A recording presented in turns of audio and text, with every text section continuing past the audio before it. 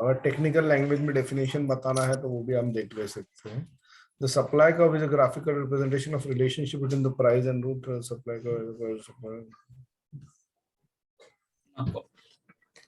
Sir जान दो, हमको पता है, ये इकोनॉमिक्स में पढ़ा है हमने। क्यों मजा ले रहे हो मेरी? क्यों, क्या बोले सर हमने? सर मैं आपको भी बोलने वाली थी, आप इतना टाइम पास कर रहे थे उस पर, हमने सब पढ़ा हुआ था। सर हाँ, मैं आपको बोलने वाली थी कि आप डायरेक्ट ले लो आप क्वेश्चन। हाँ 40 मिनट के बाद बोल रहे तुम ये? नहीं सर, मैं आप इतने अच्छे फ्लो में थे, अब हम हाँ, क्या वही। करना। हाँ, पहले तो उसके लिए मुझे मैं सिर्फ फिर इतना बता दो, ये सब होने के बाद इकोनॉमिक्स टीचर ने जैसे भी समझाया था, क्या मैं उसकी 50% तक समझा पाया कि उतना भी नहीं हो पाया? हाँ सर, आपने मैथ्स क्विज में अच्छे से 100% समझा। सर बहुत ही अच्छा समझाया आपने। हाँ सर, समझा तो बहुत अच्छा। ठीक है, मुझे भी समझ में आएगा। इकोनॉमिक्स भी पढ़ाओ क्या नको पढ़ो? नहीं नको पढ़ो। सर पढ़ा सकते, अच्छा तो पढ़ा है। मैं बहस हो जाऊंगी फिर आपके लेक्चर। हाँ चलिए, एग्जांपल 19 बहुत इजी है। The supply function for a commodity is P is equals to x square plus 4x plus 5, where x denotes the sir example 17 भी है ना शायद? 17 भी है क्या? 18 भी है शायद। हाँ सर, हाँ 17 18। सर वो डिमांड ठीक है। Find the consumer surplus for the demand P is equals to 25 minus x square और P0 equals to 19। ठीक है, P is 25 minus x square। तो P का फंक्शन दिया हुआ है, आपको X नहीं तो P में से कोई तो भी एक ही वैल्यू देंगे वो लोग। तो यहाँ पे आपको P0 19 दिया हुआ है, ठीक है। तो एट आपको जो भी एक देंगे उससे दूसरे निकाल लोगे आप। P0 इक्वल्स टू 19, तो 19 is equals to 25 minus x plus, सबको लेफ्ट में शिफ्ट करूंगा ऑब्वियसली मैं, x square plus x, 19 minus 25 यानी minus 6 equals to 0। X square plus x minus 6 equals to 0, इसको स्प्लिटिंग करना है। एक्स स्क्वायर प्लस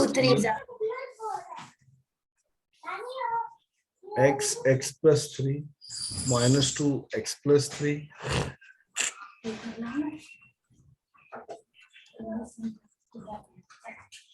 तो x की सर वैल्यू अपने को ऐसे दिया हुआ है क्या कि P0 की वैल्यू 19 है? हाँ आपको कुछ तो भी एक ही देंगे, या तो x0 देंगे नहीं तो P0 देंगे। तो एक जो भी देंगे ना तो उससे आप दूसरा निकालें, ठीक है। अब P क्या होता है? प्राइस होता है, और x जो है वो क्वांटिटी है। तो प्राइस, चाहे प्राइस हो चाहे क्वांटिटी हो, कोई भी कभी भी नेगेटिव हो सकता है क्या? नहीं। But x that is quantity can never be। Sir x quantity है। Yeah, x is quantity, p is price।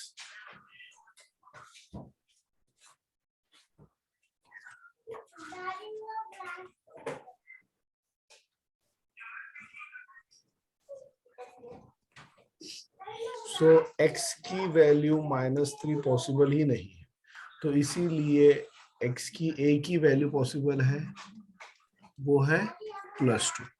तो इसका मीनिंग क्या है? आपका कर्व आ गया, आपकी प्राइस आ गई, आपकी क्वांटिटी आ गई। मतलब अगर आपको रफली ये समझना है तो ये स्केच रफली कुछ इस प्रकार से जाएगा। I am not drawing the exact, क्योंकि उसके लिए कर्व के इक्वेशन से बहुत कुछ सोचना पड़ेगा। सर x0 का मतलब क्या है? उसको x0 क्यों लिखते हैं? ऐसे इक्विलिब्रियम क्वांटिटी। इक्विलिब्रियम होना जरूरी नहीं है बेटा, ये वो है जो डिसाइडेड है। मतलब भाई उस प्राइस पे वो उतनी क्वांटिटी रहेंगी, ऐसा मैं बोल सकता हूँ। वो इक्विलिब्रियम ही है, ऐसा जरूरी बिल्कुल नहीं है। ओके नहीं सर, तो इसको x0 से डिनोट क्या करते हो? पूछ रहा हूँ, x0 बोल तो क्या है? x0 मतलब डिसाइडेड है भाई, मैं इस प्राइस पे बेच रहा हूँ तो इतनी क्वांटिटी बेचूंगा, या कंज्यूमर पे मैं इस प्राइस पे खरीद रहा हूँ तो इतनी क्वांटिटी खरीदूंगा। वो x0 वो एक डेफिनेट वैल्यू है जो भी है। जैसे यहाँ पे ये वैल्यू आ गई 2, तो ये प्राइस x0 की वैल्यू 2 है, मतलब ये क्वांटिटी 2 है यहाँ पे, ठीक है। और ये लाइन अच्छा, x0 बस वो पर्टिकुलर वैल्यू है, नेमिंग के वाली, समझ गया। नाम के लिए एक सिंबल दिया। P मतलब वो प्राइस। अब वो प्राइस फिलहाल कितनी है? फिलहाल 19 है, तो ये इतना जो रीजन है ये 19 है, और आपको लाइन चाहिए तो ये लाइन है P = 19 की। अब ये अपना कर्व था, यानी ये कर्व था P = 25 - x - x²। ठीक है, ये जो कर्व है। अब उसके बाद में आपको क्या चाहिए, आपको कंज्यूमर सरप्लस चाहिए ऑब्वियसली अभी, क्योंकि कंज्यूमर का कर्व के इक्वेशन दिया हुआ है। ये जो ग्रीन वाला रीजन है ये चाहिए आपको। तो आप टोटल एरिया ऑफ इंटीग्रेशन लोगे, उसमें से माइनस करोगे x0 इंटू p0 को। ओके, बोलो परीक्षा, अब आप बोलो क्या बोल रहे थे। सर इसमें लिमिट्स क्या रहेंगी? लिमिट्स यहाँ से शुरू होंगे ऑब्वियसली, यहाँ से मतलब 0 से 2 तक। तो अपना एरिया ऑफ इंटीग्रेशन को ए बोलूंगा मैं लेटर से, वो आएगा 0 सर से तो वो हर बार 0 से ही होगा क्या? जब तक लोअर लिमिट मेंशन नहीं है वो हर बार 0 ही रहेगी। और आपको मेंशन सर नहीं 0 से 2 क्यों, 0 सर से 19 क्यों नहीं? 19 क्यों नहीं? हाँ सर वही। 0 से 2 मतलब आपकी फंक्शन जो है वो इन टर्म्स ऑफ एक्स, यहाँ पे आप लोग f ऑफ x dx लिखते हो, यानी यहाँ पे x के टर्म्स में चाहिए। तो x के टर्म्स में चाहिए तो x की हाँ। लोअर लिमिट और अपर लिमिट। और वैसे भी जब आप इंटीग्रेशन करते हो ना तो area towards the x axis, ये वाला एरिया मिलता है आपको। तो ये वाला यानी एक्स एक्सिस वाला चाहिए, तो एक्स एक्सिस वाला चाहिए तो x की लोअर और x की ही अपर वैल्यू लगेगी। ओके, सर तो अपने को पूरे चैप्टर में सिर्फ एक्स के निकालना है क्या हर जगह? ठीक है। f ऑफ x मतलब वो जो भी फंक्शन होगा, यानी प्राइस, यहाँ पे 0 to 2 ऑफ प्राइस ही करना है आपको। तो क्या है price, 25 minus x square.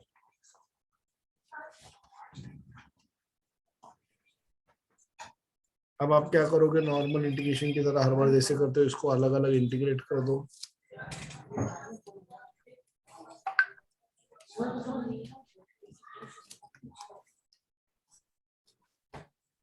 From sir अपन निकाल रहे क्या?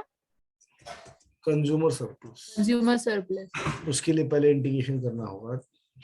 वह साथ में भी लिख सकते हो बट अननेसेसरली मुझे लगता है वो x0 इंटू p0 इतना सा करने के लिए उसको हर बार क्यों लिखने का, तो मैं नहीं लिखता उसको। तो 25 इंटू 2 माइनस 4/2 माइनस 8/3, ये पूरा हो गया first part. Minus lower limit डालूंगा तो ऑब्वियसली सब की सब 0 ही होंगे, तो कोई मतलब ही नहीं। तो ये 50 minus 2 minus 8/3, right. 50 minus 2 48 into 3। 48 into 3 144 है ना। हाँ सर। 144 माइनस 8 136/3। 136 3 से डिविजिबल नहीं है ऑब्वियसली। ये एरिया ऑफ इंटीग्रेशन है। अब x0 एरिया ऑफ रेक्टेंगल क्या आएगा, x0 into 19 into x0 into p0, x0 into तो 2 into 19। सर आपने वो डायरेक्ट क्यों नहीं लिखे, वही minus x0 p0? Consumer surplus is equals to a minus x0 into p0। तो आपको हर स्टेप में ये अननेसेसरली इतना पार्ट क्यों लिखना है, इंटीग्रेशन करने को बहुत टाइम लगेगा। तो आप इंटीग्रेशन के हर स्टेप में वो माइनस माइनस माइनस कब तक लिखते बैठोगे ना। सर मैंने साथ में लिखा भी चलता। चलता मतलब टेक्स्ट बुक में भी वैसे ही लिखा हुआ है, बट मेरा कहना है आप अननेसेसरली वो क्यों लिख रहे हो ना हर जगह पे। ठीक है। 90 और 24 114।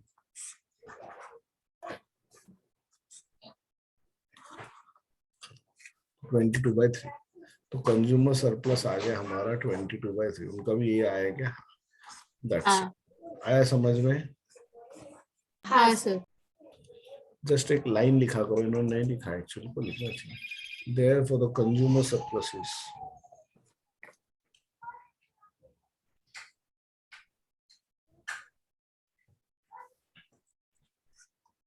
(22/3 यूनिट्स). दैट्स इट, समझा। हाँ सर। सर ये रूपी वूपी में नहीं आएगा? नहीं, यूनिट्स। आपने वो कुछ दिया है क्या प्रश्न में ऐसा दिया है क्या प्रश्न में? नहीं सर। नहीं दिया है तो अवॉइड करो ऐसा। चलो note this down quickly.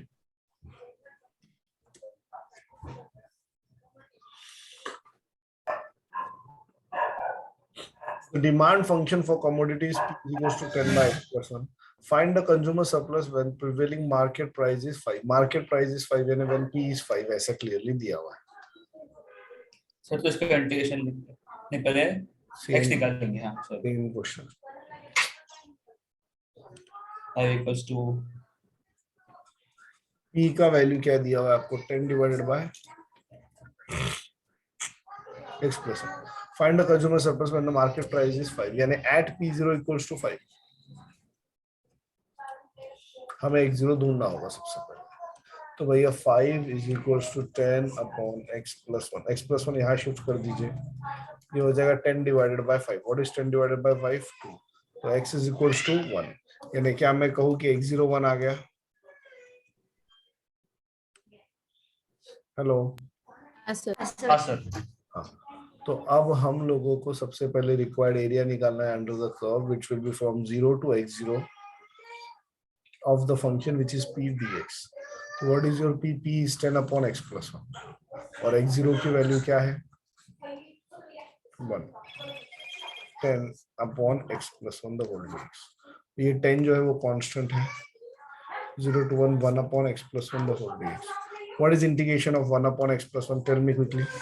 Log in mod x plus 1. Log in mod x plus 1. X plus 1. x plus 1. तो log in mod x plus 1 आएगा वहां पे।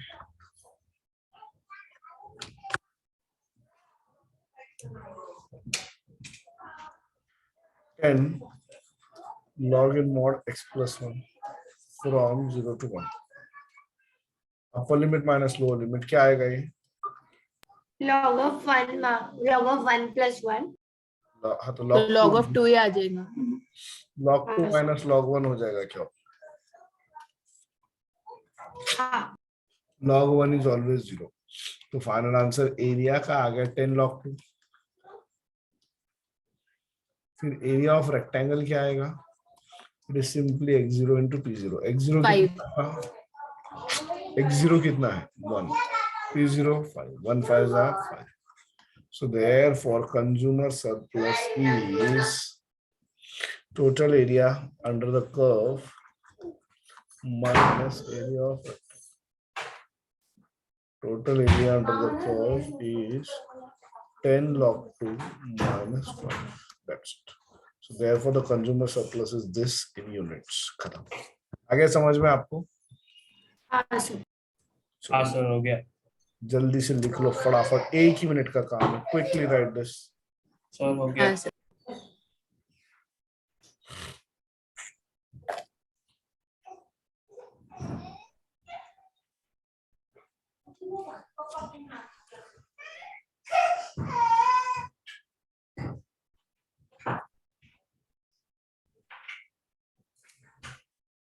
सर अपनी मार्च में एग्जाम होती है अगर, तो फिर अपने को तो रिवीजन के टाइम ही नहीं मिलता।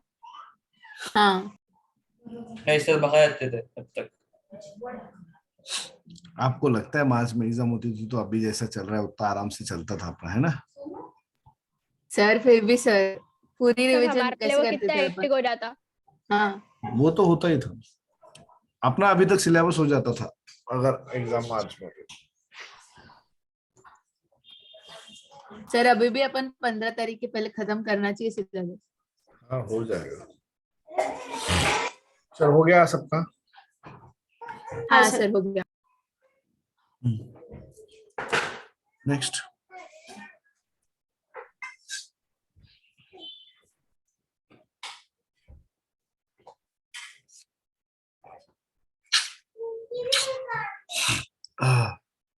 the supply function for a commodity is P is equals to x square plus 4x plus 5 where x denotes the supply. Find the producer surplus when price is 10. ठीक है। Now P is x square plus 4x plus 5.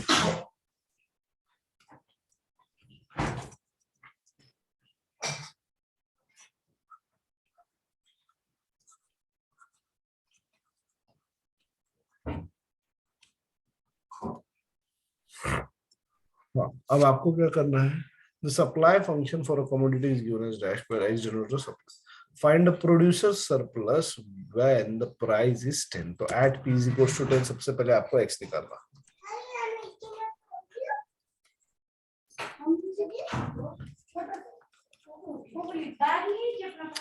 5 minus 10 minus 5 हो जाएगा तो x square plus 4x minus 5 equals to 0। बताओ इसकी splitting क्या आएगी? Plus 5x minus x। जी हाँ, x common x plus 5 minus 1 into x plus 5 तो x plus 5 into x minus 1 is 0. तो x is -5 or x is 1. But x is quantity and quantity can never be negative. लिख लोगे इतना? हाँ sir. हाँ sir. So therefore x cannot be -5. Hence the value of x is only 1. 1. तो पहले हम लोग एरिया निकालेंगे. Integration from 0 to 1 of p dx. What is p?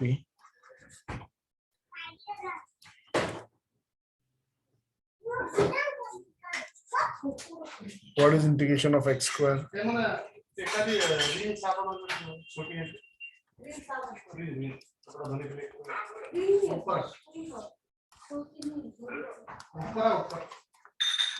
तो ये 1/3 + 2 + 5 और 0 डालूंगा तो हर बार क्या हो जाएगा? ये तो 0 ही होगा, उसमें कोई डाउट ही नहीं.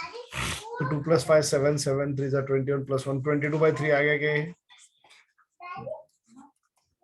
फिर एरिया ऑफ रेक्टेंगल निकालोगे आप x0 into p0. What is x0 into p0? x0 कितना है अपना? 1 और p0 10. 1 10 10. अब आप कंज्यूमर सरप्लस कर रहे हो या प्रोड्यूसर सरप्लस कर रहे हो? प्रोड्यूसर. तो प्रोड्यूसर तो सरप्लस पहले x0 p0. रेक्टेंगल में से आप एरिया माइनस करोगे इंटीग्रेशन का, यानी 10 में से आप 22/3 माइनस करोगे तो 30 - 22 यानी 8/3. 8/3. अगर आपको कंफ्यूज हो गया एग्जाम में मैंने उल्टा कर दिया तो आपका आंसर नेगेटिव आएगा. सर जो बड़ा वाला रहता है उसमें से छोटा वाला माइनस करना है हाँ, हमेशा. एग्जाम में आंसर नेगेटिव आएगा अगर आपने उल्टा कर दिया तो नेगेटिव आया तो समझ लेना आपकी गड़बड़ हो गई है. पॉजिटिव चाहता. सरप्लस मतलब जो एक्सेस है. ठीक है, सरप्लस मतलब एक्सेस है. यहाँ पर एक्सेस चाहिए तो वो ऑब्वियसली पॉजिटिव आएगा, नेगेटिव नहीं आ सकता. Therefore producer surplus is 8/3. That's it. समझा? हाँ सर. हाँ सर. चलो लिख लीजिए जल्दी से.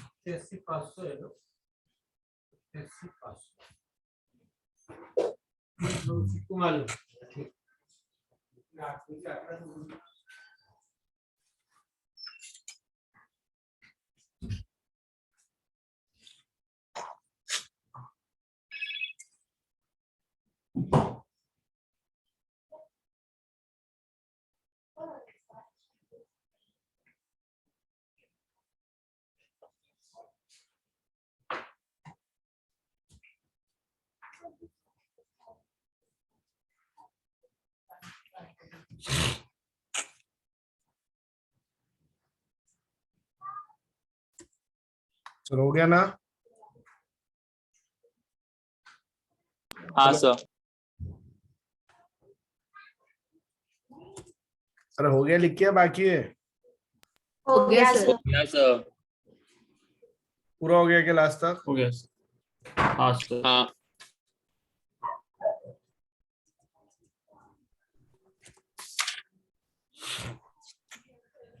अब इक्विलिब्रियम मतलब क्या? जहाँ पे दोनों कर्व मीट होते हैं, मतलब जितना डिमांड है उतना ही सप्लाई होगा, तो उस पॉइंट को इक्विलिब्रियम कहा जाएगा सिंपल लैंग्वेज में. तो suppose that the demand is given by xd dash where xd is the quantity demanded where p is the price of the goods. ठीक है. Supply is described as the equation xs is equals to 50 plus 25p where xs is the quantity supplied. What is the equilibrium price and quantity? Simple पूछ रहे हैं लोग. Sir इन दोनों को equal करके P निकालेंगे. हाँ बस इक्विलिब्रियम प्राइस एंड क्वांटिटी चाहिए इनको. तो for equilibrium supply equals to demand.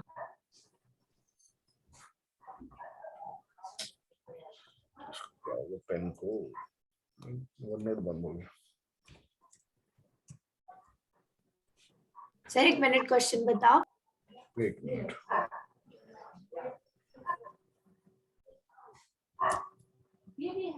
हाँ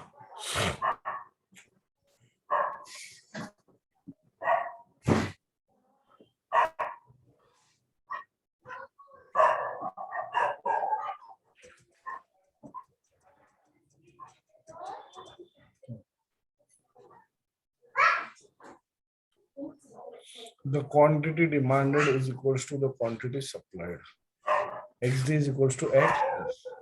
यहाँ पर कितना दिया हुआ है? XD is 500 minus 50p.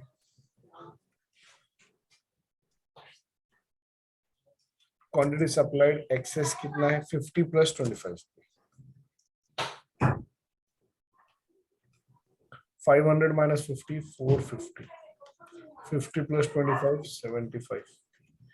P is equal to 450 upon 75. तो कितना हो जाएगा ये? 7. 6 ना 75 ये आ गया 6.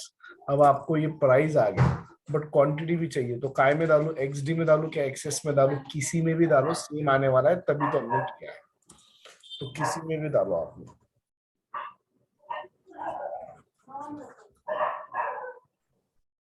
XD में डालो। कितना आ रहा है वो?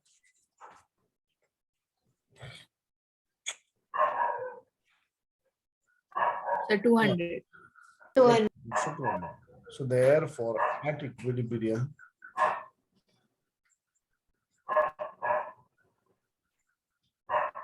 price is 6 and quantity is 200. 200. समझा? सर सिर्फ इतना ही निकालना था। बस फिलहाल तो इतना ही कहा गया था।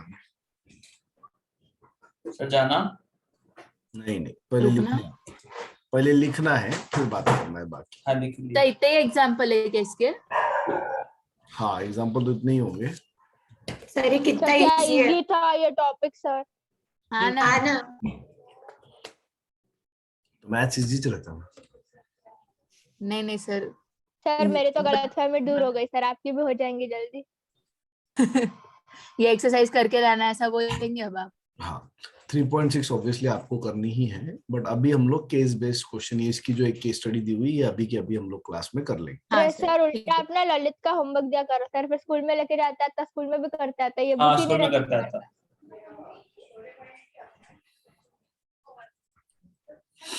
अभी ललित शर्मा में शायद इसके रिलेटेड कुछ दिया हुआ ही नहीं, कंज्यूमर सरप्लस प्रोड्यूसर। सर है वो कंज्यूमर और प्रोड्यूसर सरप्लस, लेकिन तो बहुत थोड़ा आगे है वो। है क्या इसमें भी? हाँ है उसमें सर, हमने उसमें से किए थे। हाँ सर हम लोगों ने एग्जाम के टाइम पे इसमें से किए थे। हाँ हाँ सर रुको बता। हाँ दिया हुआ है लास्ट में 257। हाँ सर। ठीक है ना, तो 250 उसके पहले क्या है वो उन्होंने किया हुआ। ठीक है, उसका जो तब अपने को नहीं है, वो डिलीटेड पोर्शन है पूरा, वो सब करना। काट डालू? हाँ वो सब बहुत ज्यादा हो गया। इसका जो भी ललित शर्मा में एग्जांपल 22 से वहां तक। हाँ ज्यादा नहीं है, 4-5 एग्जांपल दिए हुए, 5 एग्जांपल है और एक्सरसाइज में 17 क्वेश्चन है। उस सर 17 में से 14th वाले से स्टार्ट हो रहा है, तो 4 ही क्वेश्चन। अच्छा वो तो पहले इसके भी क्वेश्चन होंगे, बराबर एक ही। हाँ तो लास्ट के सिर्फ 4 क्वेश्चन है इसके से। तो 5 और 4 दोनों भी करके लाओ। 5 और 4 9 क्वेश्चन नीचे ना, समझो सर मतलब देखो एग्जांपल 22 से सारे पूरा कर और लेने का महीने क्या? का। हाँ ऑब्वियसली एग्जांपल 22। सर वापस बोलो। ललित शर्मा पेज नंबर 259 निकालो सब लोग। सर एक सेकंड बुक में दो।